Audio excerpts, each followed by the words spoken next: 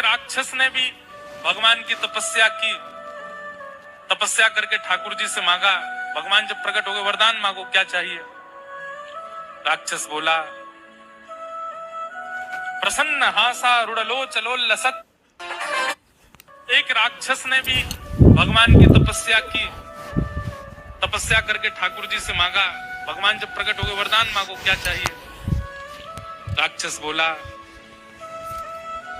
प्रसन्न हासा रुड़लो चलो लसत।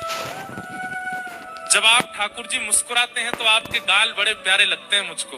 राक्षस मांग रहा है।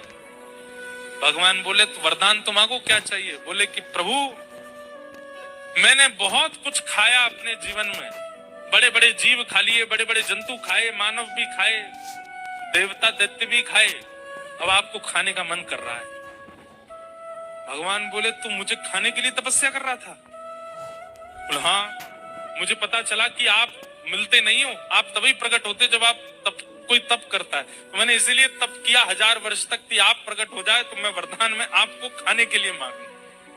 भगवान बोले वाह भैया, कैसे खाओगे। बोले आ जाओ मेरे पास, आपको लेकर के खाना शुरू करूं, आपके गाल पहले खाऊंगा, आपके हाथ फिर खाऊंगा, फिर चरण खाऊंगा। ठाकुर जी बोले भैया देखो इस रूप में तो संभव नहीं है, तुम अगर हमारे पास आए भी तो इतनी योगनियां, इतनी शक्तियां चारों तरफ हमारे रहती हैं कि तुम जल करके नष्ट हो जाओगे, तुम्हारी इच्छा पूरी करेंगे। बोले क्या। कालांतर में तुम एक कीड़ा बनकर के गंडकी नदी में जाओगे और जब हम वहां शालिग्राम बनकर के आया करेंगे तुम हमें ही खाया करोगे, उसी से ही हमारे अंदर रूप प्रकट होने लग जाएंगे, तुम्हारी इच्छा पूरी हो जाए, खूब खाना, झुक करके खाना।